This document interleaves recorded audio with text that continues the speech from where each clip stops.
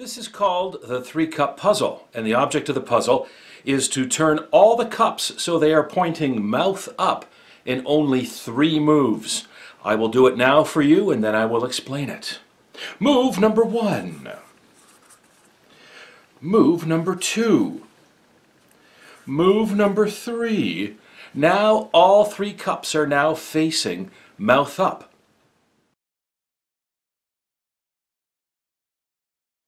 Here's how you solve the 3-cup puzzle.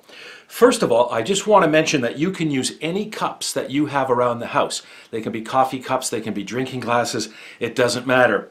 I'm just using these little tiny plastic cups that I had in my kitchen. And to help you learn this better, I have labeled them A, B, and C. When you present this puzzle to the audience, you don't put any letters or any numbers on the cups. This is only for learning purposes. Here we go. So we want to do 3 moves. Move number 1 is these 2 cups, B and C. You turn them over like this. And then the second move is the end cups, A and C. You turn them over like this. And your final third move are cups B and C. And you turn them over like this. Now, in only 3 moves, you have successfully completed the puzzle because all the cups are now pointing the mouth side up.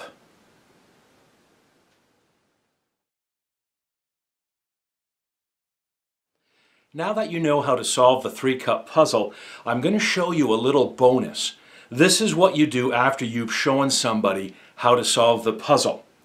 So we'll start from the beginning. You say, hey, here's the 3-cup puzzle. How do you turn all these cups so they're pointing mouth up in only 3 moves? Remember, move number 1, move number 2, and move number 3. Now here's the secret move. When you get somebody else to do it, you turn the middle cup upside down. Now, it is impossible to do this in 3 moves so all the cups point mouth up. It's impossible. I'll show you. We do a move here, we do a move here, and then we do a move here. Oh, wait a minute. It didn't work. So the reason that this works is this is how you start when you solve the puzzle, but this is how you get the audience to do it. Do you see the difference? When it's in this order, in this configuration, it is impossible to solve.